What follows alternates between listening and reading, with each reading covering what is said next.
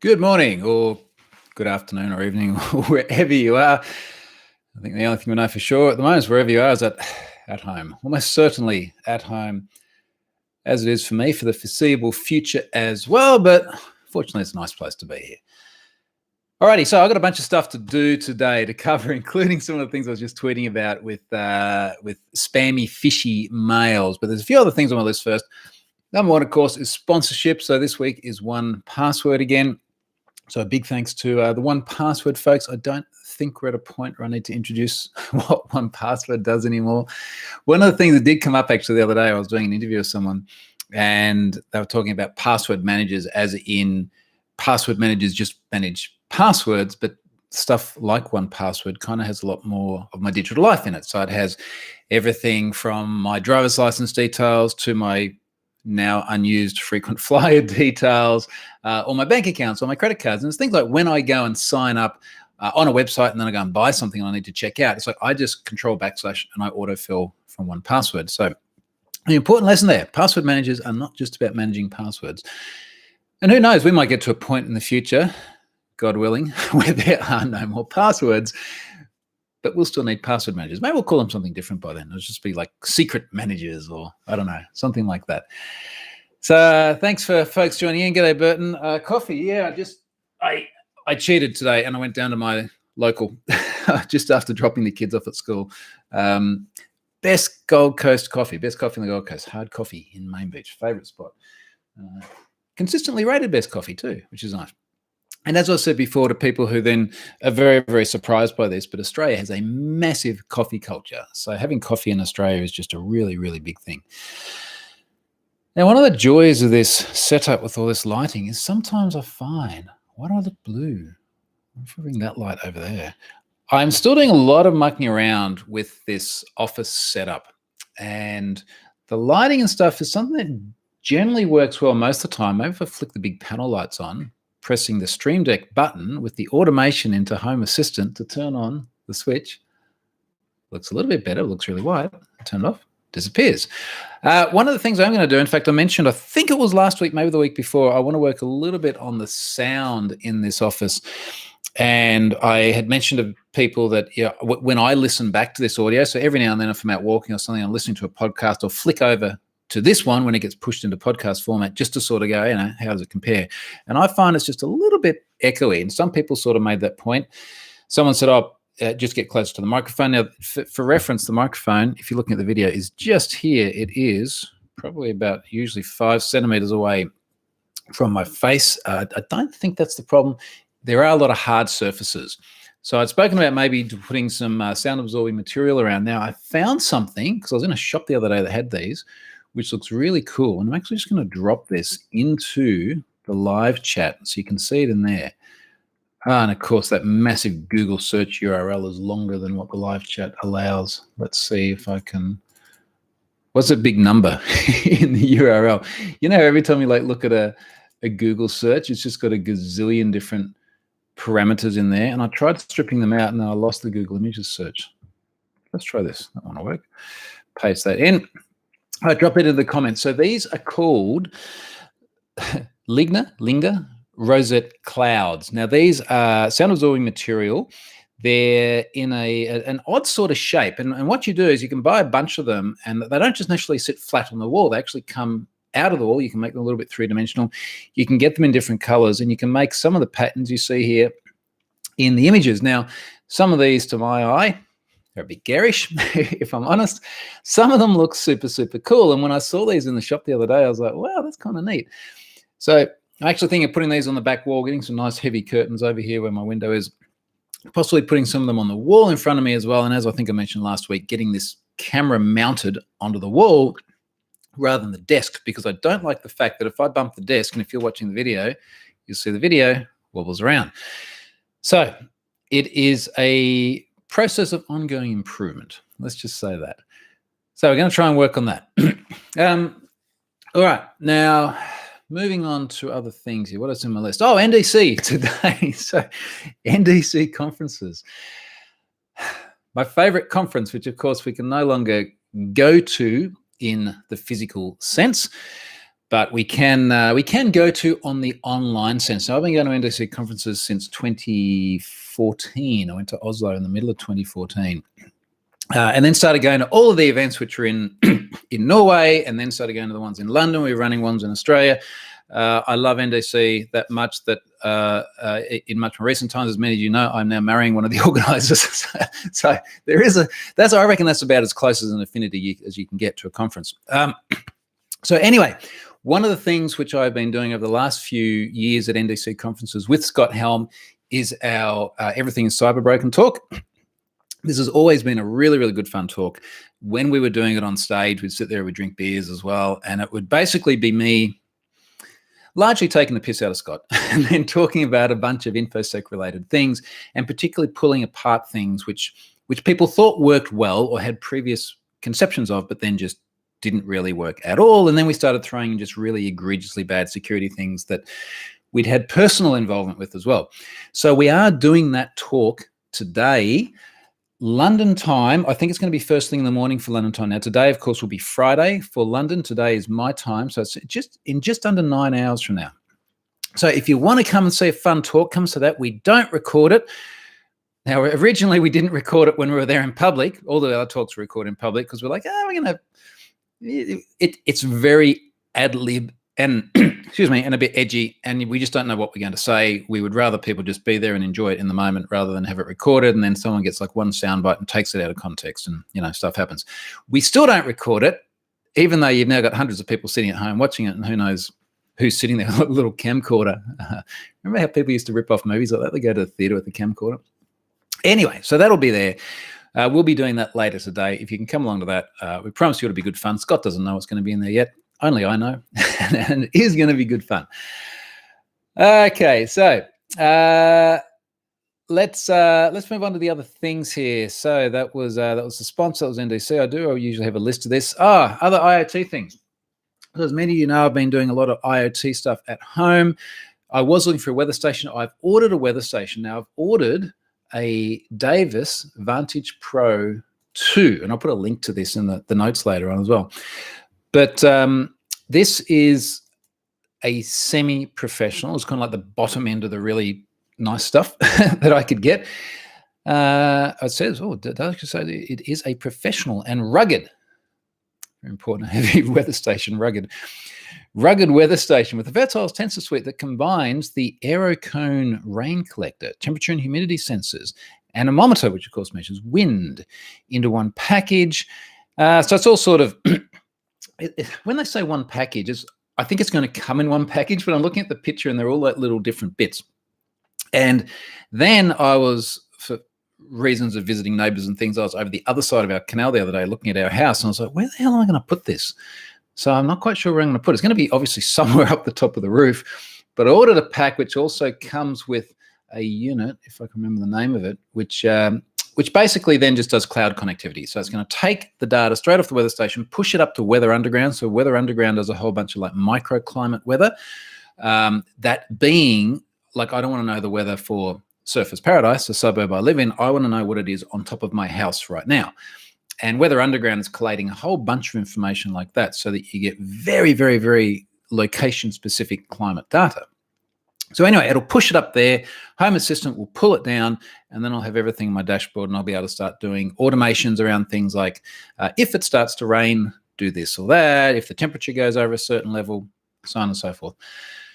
So I'm looking forward for that. That is one of those things which is going to take a while to come. I think the lead time was about a month. So that lead time was a month. My Prusa 3D printer lead time was about a month. I managed to find an Xbox X the other day at an inflated price on eBay. That's got a lead time. So I'm sitting here waiting for all the toys to arrive, and I will be talking more about the toys when they do get here. Okay, so let's have a look. What else we got here? All right, let's talk about this Exodus thing. Now,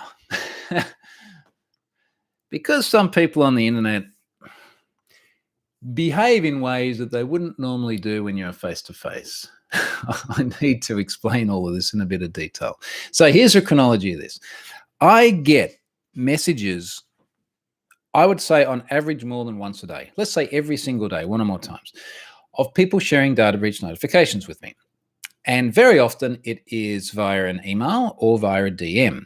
Now, sometimes if it's via an email, they're forwarding on the email, and I get the full email that was sent to them forwarded to me.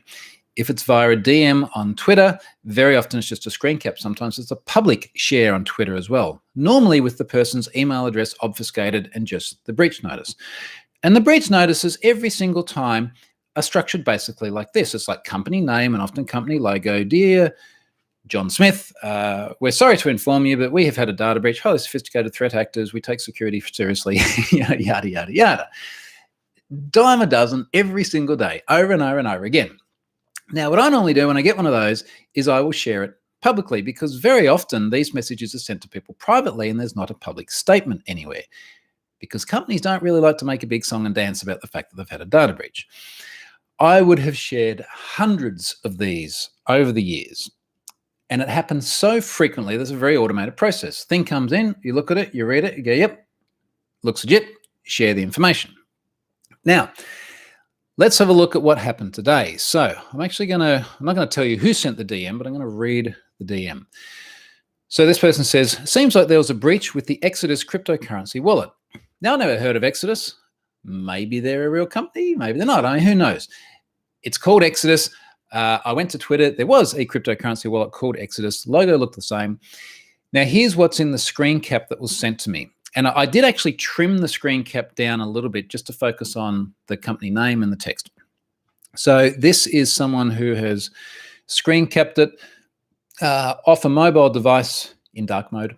And the subject is, your Exodus assets might be vulnerable. The sender is just a name. You just see Exodus. You do not see an email address it's come from. The recipient, he has obfuscated. Fair enough. This is what people normally do. In the body of the email, it does reference his name, and it's consistent with the name in the recipient address. I obfuscated his name for privacy purposes. Message says here under the logo, it says, we regret to inform you that we have experienced a security breach affecting approximately 94,000 of our customers, and that the wallet associated with your email address is within those affected by the breach. Namely, on Tuesday, January 26th, Australia Day, our forensics team have found several of the admin servers to be infected with malware. Now, there is a grammatical typo in there. Now, you might go, okay, well, that makes it look like a data breach. Let me rephrase that. That makes it look like a fish or a scam. It was only 2 weeks ago I was talking about how the first sentence of Ubiquity's actual legitimate data breach notice had almost precisely the same form of typo, just like one word that was wrong. Legitimate data breach notices often have bad grammar. At this moment, it's technically impossible to conclusively assess and then that's where the thing ends. I cannot see any more. Now, this is what I saw. I went and checked it out. There was an account called Exodus. It's like, okay, cool. I'll share this and I'll say data breach at Exodus. Here's the message. Now, very shortly afterwards, I got some messages from people saying, this is a fish. And then they pointed to some other information. In fact, other people had screen caps which showed the sender's address, and the sender's address was from a Peugeot domain, like Peugeot, the car maker. So obviously there might be some SPF issues on the Peugeot domain side of things as well. But that then clearly looks like a fish. Now, as soon as I got that, I added to the thread and I went, okay, so it looks like a fish. Here's what's happened. Now, because it's the internet and people get behind keyboards and a bunch of them become, frankly, idiots, we need to go and break down some of the feedback that came back and why it was idiotic. Now, I made the notes here. So a few things. A few people saying, I was fooled by the fish. Now, yeah, it looked legitimate to me.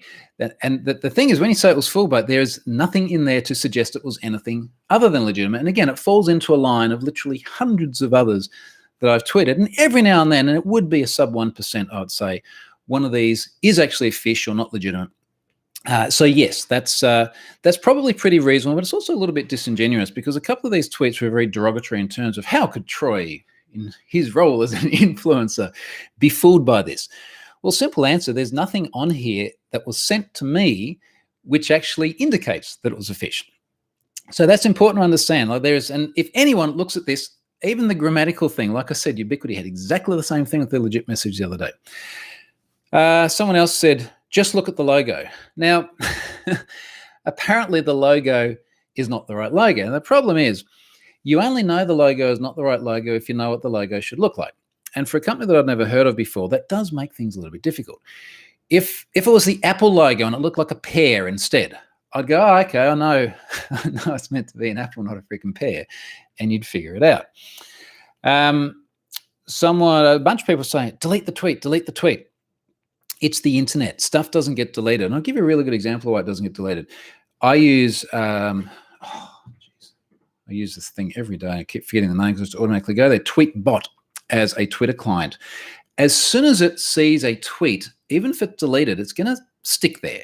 And I'm scrolling. In fact, very often I'll get a tweet from someone. I'll go to reply to it in Tweetbot because it's seen it right up here. And then by the time I scroll the way up 10 minutes later, they've deleted the tweet and then you can't reply because the parent tweet no longer exists. Point is, it gets saved anyway. The other thing is, of course, a whole bunch of people screen cap these things as soon as someone does something they don't like. So deleting it it's not the answer. What is the answer is to go through and add context and to say, okay, well, here's more information. This is what we've now learned. This is what has actually happened. So I really dismay at some of the reactions and the basis on which they came back. So I hope that sort of explains the situation. I got one tweet, which I subsequently realized was from the CEO of Exodus, the allegedly breached company. Now, in fairness to him, like, it would not have been a fun day to have all of these phishing emails going around because a whole bunch of people are going to be sharing this online and redistributing it and so on, and it makes the company look bad. And it makes it look bad for no fault of their own. Now, what was the tweet? Because I want to address this again. Why do I have so many damn tweets here? He said, this is reckless and irresponsible, publishing a screenshot without verifying the claim. That's a reckless and irresponsible comment to make. Now, here's why. It's a comment that's made by people that simply don't have to do this whole process of verification over and over again ad nauseum, as I've done hundreds and hundreds of times. And I've said so many times before how painful it is to get any response from an organization, let alone an organization that has allegedly just gone out and announced a breach, but then it's not the organization, it's actually, I'm going down a rabbit hole with this. Point is, so many times when I reach out to a company and I actually even have their data, so someone has sent me their data, hey, I've got 1 million records of your information. It's your customers' email addresses and their passwords and their mother's maiden names, whatever else, and I can't get a response. It is a massively high friction exercise trying to reach out on average to a company to get an answer. And when it's a company I've never heard of before, I don't know if it's some fly-by-night thing. There's a lot of weird crypto stuff out there at the moment. I have absolutely no confidence whatsoever I'm going to get a good response from this company. So this whole idea of I can sit here, run this free service, and then consume massive cycles of my time verifying every single breach notice that comes through when less than 1 in 100 turn out to be a phish is absolute bullshit. And should you live a day in my shoes, this is something that you'd understand. So I've sort of said something to that effect. I didn't say bullshit, but that can be applied. There's no way I'm going to drop everything, craft an email to the allegedly impacted company, chase them for a reply, which often never comes, and pursue verification for a class of message I receive and share multiple times a day. So that's the context. Now, again, look, I feel sympathetic for the guy who's now having to deal with all these phishing emails being sent around. That's a shitty thing to have happen. I hope the other context I've added in the tweets clarifies that, and with this video as well, they understand that this is something which is very difficult to go through and independently verify every single time, as well as actually try and make a living independently of that.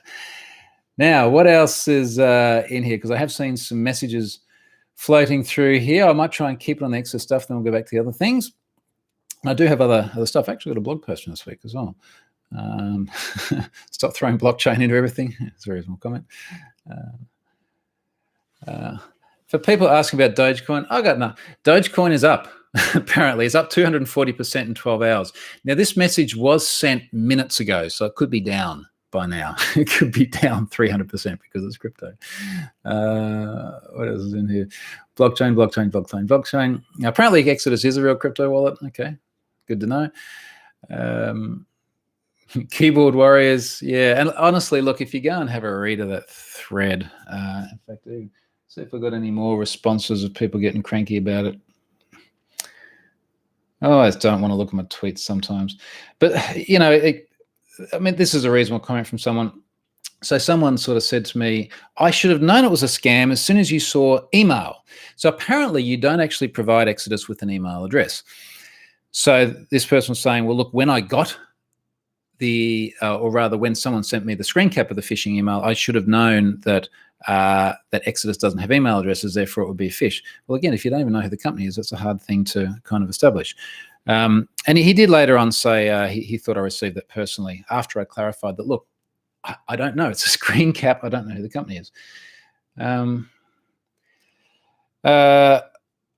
Someone here, Igor, who's Igor? Oh, no, there's a different thing. There's Akinetics now. Different topic. Don't worry about that. All right, looking at the other comments before I go on to the Lemetric. The Lemetric? Lemetric.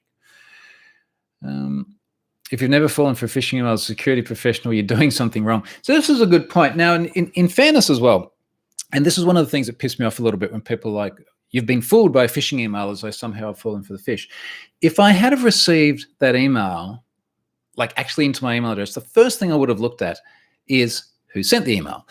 Now, that said, I have also made the point many, many, many times before that all of us, including myself, are terrible at reading URLs for all sorts of reasons. This one, however, I've just found the email that, or rather the tweet that includes the whole thing. This tweet has a screen cap that includes the sending email address. Now, the sending email address is exodus-support.io@peugeot.com.br, as in the Brazilian Peugeot. Oh, no, the French car maker. So if I received the fish, that would have been painfully obvious. The other thing that would have been painfully obvious is that if I did have an Exodus wallet, I probably would have understood, as several other people who've had them have explained, that you don't have an email on an Exodus wallet. And then the other thing is, I assume somewhere further down this email, which I couldn't see because I've only seen the screen cap, there was probably a link to a website which then asked for your credentials or some other sort of personal information. And that probably wouldn't have been a very legitimate looking email. For me, if I personally get an email prompting me to some course of action or call to action, I will put the email there and I will leave it. And then I will go to the browser over there and I will type in the name of the website that I know. And then I will go there and log on and change my password, whatever. So there's a big difference between seeing a screen cap that looks legitimate and then actually receiving a fish, falling for a fish, and handing over personal information. But to the point made here, if you're a security professional and you've never fallen for a fish, you're doing it wrong, which I think is reasonable because we are all fallible with that. People arguing about blockchain. Oh, I'm not going to get into that. I really don't want to get into that. Andrew Chow, last I checked, Exodus looked a bit scammy. Maybe you're looking at the wrong logo, mate. Maybe that was it. James says, agreed. How do you respond to a mistake? Is your integrity? We all make that. Sorry, did not do much social media much this week. And look, I think James actually makes a really good point. So we do all make mistakes at times. And I obviously made a mistake by thinking that the email was legitimate. It wasn't. So how do we deal with that? Partly by explaining the reasoning like this, and partly by then going through and going, okay, well, look, here's the actual information. So I think that's really important. What else in here? More Exodus stuff. But I think we've pretty much covered everything that's actually important there. So hopefully that gives a little bit of context. The next 99 data breach notices I tweet will almost certainly be actual legitimate ones. So look out for those. Oh, here's another one, another InfoSec related thing. Man, this one sucked. I had a message from a journalist this week, a journo I know, and he said, hey, Troy, you see this?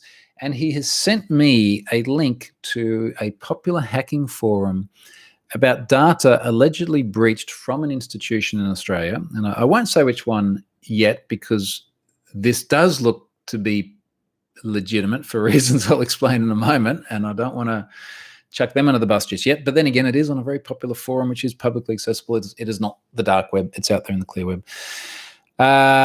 And so he sends this to me, and there's a whole bunch of correct table statements here.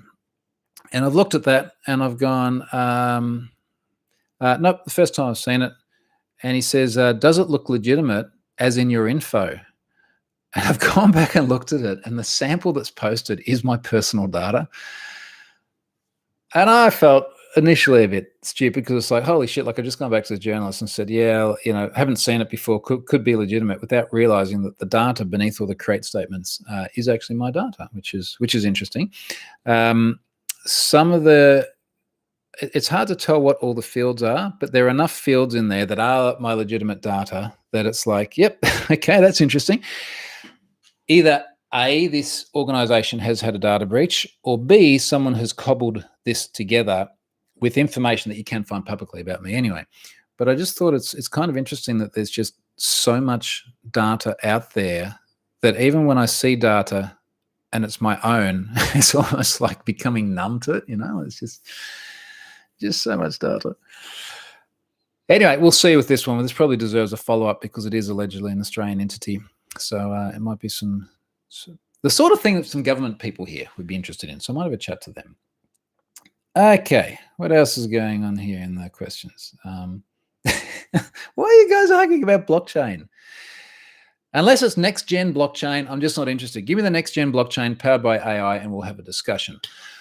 All right, next thing. I mentioned last week I got a Lemetric. Now, Lemetric is an IoT-enabled display which you can then plug into via a little API system or a little app ecosystem which can connect to your APIs. I now have my Lemetric running here on my desk. It looks just like this. Now, if you're listening to this instead of watching it, I'm holding up a little plastic device that has a number on it, which is 3,513,168, and a little Have I Been Pwned logo next to it. So this is how many active Have I Been Pwned subscribers I have right now. And, oh, gee, what did that button do? Just pressed a padlock button. Let me explain how this works and then the little bit of coding I did to integrate all this together, because I was actually really quite happy with this exercise. So the idea here was, because I don't get out much anymore and I don't get to go and see other humans, it's very easy to feel a little bit disconnected. And I thought, wouldn't it be nice if I had, for Have I Been Pwned, which is used by hundreds of thousands of people a day now, it's a couple of 100,000 a day, it would be really nice to sort of see something visual that like sits there and moves, and I feel like I'm kind of connected a little bit. So I tweeted out and I asked people if anyone could suggest a little device to do that. And a bunch of people were like, all right, what you do? You get yourself a Raspberry Pi, you get yourself some panels, you get a soldering iron, some wires, and some custom firmware. And I'm thinking, I really wanted this to be easy. I wanted this to be a simple exercise.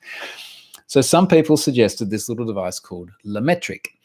Now, I'm going to check on the price of this because it's not crazy, but it is more than what many people felt needed to be spent, $199 US. So sort of a few people came back, oh, well, you could have built this whole thing yourself for a lot less.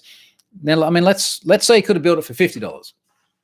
I have a really acute sense of what my time is worth. And $150 is not going to buy a lot of time, as opposed to just grabbing something off the shelf and then sitting down and doing what I actually wanted to do, which was write a bit of code. Now, I love that other people like soldering things. Good on you. That's fantastic. Not my gig. So anyway, that's the Lemetric device. Now, the blog post I've written up here, I was sort of thinking about how am I going to keep this number up to date, because I want it up to date as fast as possible. Like I wanted this thing to be, if possible, even like every 1 second or something, because I just want to see like the numbers ticking over. I get between 1,000 and 2,000 new subscribers a day. I'd like to just be able to look over, just see that working. It's like, oh, there's humans out there using my things. So I put a question out there to folks, and what I ultimately decided to do is, and this is sort of the simplest, lightest weight way I could possibly think of doing it, is I've used Cloudflare Workers and I've used Cloudflare KV, which is key value. And key value is an eventually consistent, very lightweight, globally replicated data store for storing simple values. So what I wanted to do is I wanted to get the number that's on this thing at the moment, chuck it into KV using Cloudflare Workers, and then build an API using a Cloudflare Worker so that this thing can query it. So what I ended up doing is I went all the way back to the origin services on the Azure web app that I'm using. So on the web app, there is a feature there which is for verifying your email just after you sign up. So it's got a double opt-in. add your email address, click yes, I'd like to subscribe. You get an email that's got a link in it. You click the link. Obviously, the link's got a token in it. When you click that link, so long as the token is valid and you haven't already subscribed, all that sort of thing, you are now subscribed and you're good to go. So that is one action which changes the subscriber count sitting on this device. So successfully verifying your address. The other action that changes the subscriber account on this is unsubscribing. Some people no longer want to know when they're pwned. So they go, okay, I'd like to unsubscribe. So they put their email address on the website, they get an email, they click a link on that, it loads up a page on have I been pwned? Are you sure? Submit yes, job done. So on both of those actions which change the value, what I did is I just returned a response header. So I added one response header that just returned the current count in the database. And it returned this to Cloudflare. Now, I was thinking, do I even need to do a count of the entire database again? Because 3.5 million records in there, it's got some efficient indexes on there, but it does churn some cycles a little bit. Could I do this more efficiently? I think I probably could, but this works for now. Because I was thinking originally, like what I'll do is I'll just have one process that adds one and one process that subtracts one, and then we'll just change the value that's in KV. But the eventual consistency situation is what worried me a little bit, because you might be changing a value on an edge node somewhere in Cloudflare that hadn't yet updated to the correct value. So let me explain what that means for a moment. Cloudflare's got more than 200 edge nodes around the world. So when I connect to Have I Been Pwned, I am connecting from my home here on the Gold Coast up to Cloudflare's closest edge node in Brisbane, which is about 80 kilometers that way. And then from that edge node, if necessary, the request goes through to the origin. Brisbane's got an edge node. Sydney's got one. Melbourne's got one. A city near you has got one. Now, you've got all of these edge nodes all the way around the world, and they're all storing this number. Except when I subscribe from here and I hit the Brisbane edge node, and my worker code runs in there and it gets the response header from the subscription verification, it gets that, it changes this number in Brisbane. It doesn't immediately change, let's just pick someone on the other side of the world, it doesn't immediately change the London value, because the speed of light, all this sort of thing, it takes a little bit of time to replicate. So the one in Brisbane changes, up to 60 seconds later, the one in London changes. So if I was saying, hey, let me just subscribe here in Brisbane and then just add one to this number, and then you're in London and a second from now you subscribe and you add one to the London number, and then those values sync, you're going to miss a subscription. So by counting what's in the underlying database, of which there is only one, and it all sits in the West US data center in the Azure clouds, it means that I always get the right number out of the database. So anyway, that gets set in KV, and then the API for actually reading this and putting it in the Lemetric is also a Cloudflare worker. And this is just code on the edge. So it's code that gets deployed to the Cloudflare edge nodes. It runs there and it literally says just construct a response. It's a content type of JSON. Here's the body. It conforms with the Lemetric structure that is required to push the data into that little device down there. And then the cool thing is that you can hit that as hard and as fast as you like. And I have made all those public. So there is a Lemetric app for Have I Been Pwned you can install if you have a Lemetric app, or there's the API you can hit. Because it all sits on Cloudflare's edge nodes, you can hit it as much as you want. It never actually hits my underlying infrastructure. The only time I actually have to process anything on the back end is when people subscribe, and that's when I return this count, pushes it out to the edge. Whew. So I'm pretty happy with that. The only glitchy stuff is that you set a polling rate in Lumetric, and the polling rate has a maximum frequency of once every 5 seconds. And then, of course, you're polling eventually consistent data as well. So you're not always seeing the data exactly as it changes in the origin website. Now, that doesn't matter for this little thing just here. But it means when I'm looking at the last 3 digits here being 183, it could actually be 184 or 185 or something like that at the moment. I'm just going to see this up to 60 seconds later. So with eventual consistency achieved within 60 seconds, I'm always seeing pretty much the right data. I just realized I spent all this time talking about something which is really fundamentally useless. There's no functional value from this. It doesn't make your life better. It doesn't make me any money or anything like that. It's just like, I don't know, it makes me a little bit happy just to have it there on the desk. And plus, when other people come into my office, and often I have journalists or things like that here, it's like there's something there and its numbers changing. What is it? I did have a little alert which should make an audible sound every time the number changed. I got tired of that within about a day, so I turned that off. So now I just look at the number and yeah, it's kind of cool. All right, I'm just going to have a look at some of the comments over here. And I without even looking at them, I am going to assume that's people arguing about blockchain.